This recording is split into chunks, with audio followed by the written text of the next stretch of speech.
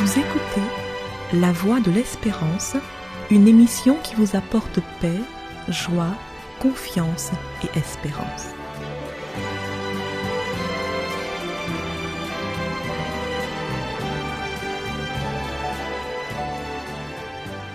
Bonjour la Guyane et bonjour à tous depuis la Guyane. Coupe du monde oblige, les drapeaux des nations participantes fleurissent sur les balcons et les voitures. Chacun cherche à montrer son soutien à son équipe nationale et à dire avec fierté ses origines. La Coupe du monde n'est pas qu'un événement sportif. C'est aussi un événement social qui se célèbre tous les 4 ans et qui peut unir toute une nation. Quand tous sont derrière l'équipe nationale pendant la compétition, une certaine unité se crée dans le pays et les tensions s'apaisent. On oublie les différences sociales et on est capable de s'unir tous ensemble derrière son poste de télévision ou au stade pour les privilégiés afin de supporter son équipe. Les joueurs de l'équipe nationale apprécient le soutien des supporters et en même temps redoutent leurs critiques. De l'autre côté, les supporters considèrent souvent la réussite des joueurs comme étant leur réussite. Mais quand les joueurs dysfonctionnent ou ratent le but qui aurait pu faire la différence, on a l'impression qu'ils se désolidarisent et les critiquent vertement. À la fin du match, quand on a gagné, on entend « nous avons gagné ». Mais quand l'équipe a perdu, on entend parfois « ils ont perdu », « ils ont mal joué », l'entraîneur a fait les mauvais choix.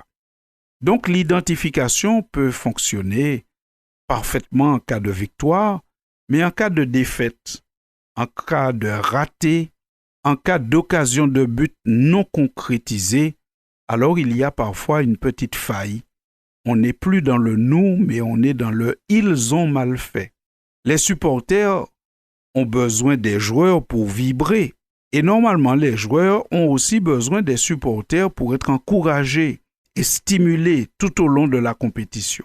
En plus d'être supporter de notre équipe nationale pendant la Coupe du Monde, chacun peut prendre part au match universel entre le bien et le mal. Cette compétition d'un autre niveau est aussi appelée le grand conflit cosmique. Il s'agit de démontrer pour les participants, en tout cas ceux qui sont dans le camp de Dieu, il s'agit de démontrer qu'il est possible et profitable de vivre selon les principes de l'amour. La personne qui décide de participer au triomphe du bien rejoint l'équipe de Dieu. Elle va démontrer les valeurs de l'amour, les valeurs positives, les valeurs du bien. Cette personne ne sera pas laissée seule. En entrant dans l'équipe du Seigneur, on aura plus qu'un supporter. On aura le soutien d'un connaisseur, de Jésus-Christ, Emmanuel, Dieu fait homme, qui a revêtu notre humanité et a vaincu le mal. Jésus est donc un supporter parfait. C'est le supporter qui n'abandonne jamais son équipe. Lorsqu'il y a un raté, il ne se désolidarise pas, mais au contraire, il vient encore plus près pour aider et il connaît, il sait de quoi il parle. Jésus a été tenté en toutes choses, mais sans jamais succomber. Il a été abandonné par ses disciples, mais n'a pas laissé tomber sa mission. Jésus est un supporter qui a été aussi joueur. Il peut donc conseiller efficacement et en toute connaissance de cause. Il a été joueur parce qu'il a habité parmi nous, il a été Emmanuel, Dieu fait homme, et donc il a joué parmi nous, il a joué dans ce monde, il a participé au match. Parfois, des personnes qui n'ont jamais donné un coup de pied à un ballon se permettent de conseiller, de critiquer l'entraîneur et les joueurs. Mais Jésus, ce ne sera jamais son cas. Premièrement parce que lorsqu'on entre dans son équipe, si on rate un but, si on rate une occasion de faire le bien, le Christ ne nous rejette pas et ne nous abandonne pas. Prenons l'exemple de l'apôtre Pierre. entrer dans l'équipe du Seigneur, à un moment, il n'a pas supporté la pression. Il a renié le Christ. Devant tous, il a dit « Je ne le connais pas ». Il l'a fait avec imprécation, c'est-à-dire qu'il a juré, qu'il s'est présenté en disant « Je ne le connais absolument pas ». Est-ce que le Christ l'a rejeté? Est-ce que le Christ a dit à partir de ce moment « Ce n'est plus nous, mais c'est lui et qu'il se débrouille » ? Non, le Christ l'a aimé, recherché et l'a réintégré pleinement dans son équipe.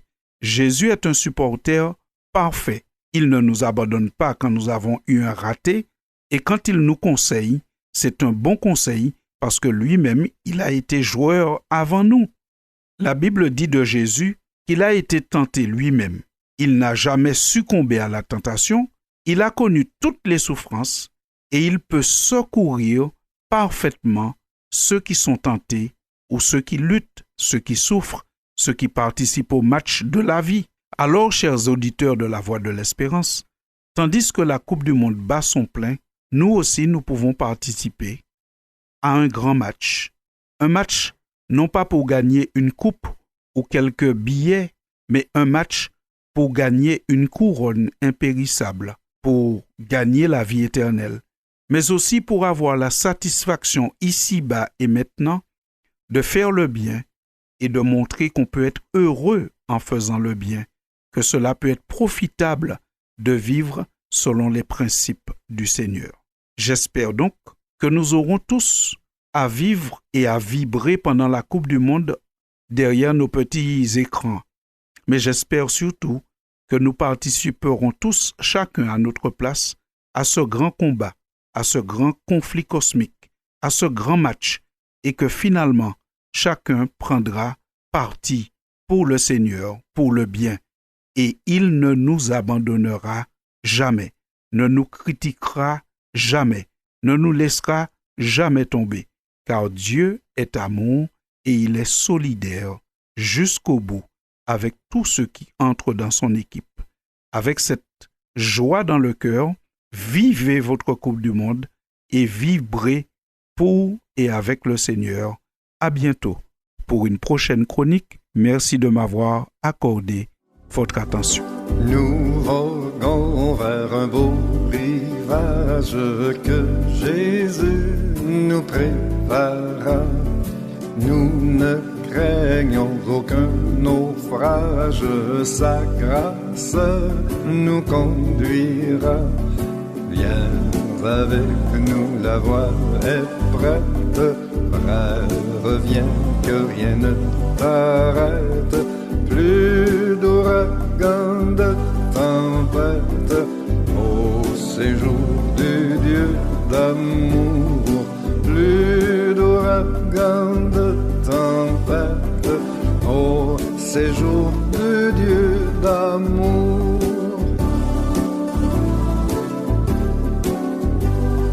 Pour notre céleste patrie, voici l'heure du départ.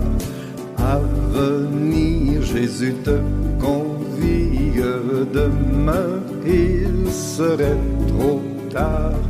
Viens avec nous, la voile est prête. Frère, reviens, que rien ne t'arrête. Plus d'ouragan, de tempête, au séjour du Dieu d'amour. Plus d'ouragan, de tempête, au séjour du Dieu d'amour. C'était La Voix de l'Espérance, une émission préparée par l'Église adventiste du 7e jour. Si vous désirez avoir une copie de la causerie d'aujourd'hui, demandez-la. Elle vous sera donnée gracieusement.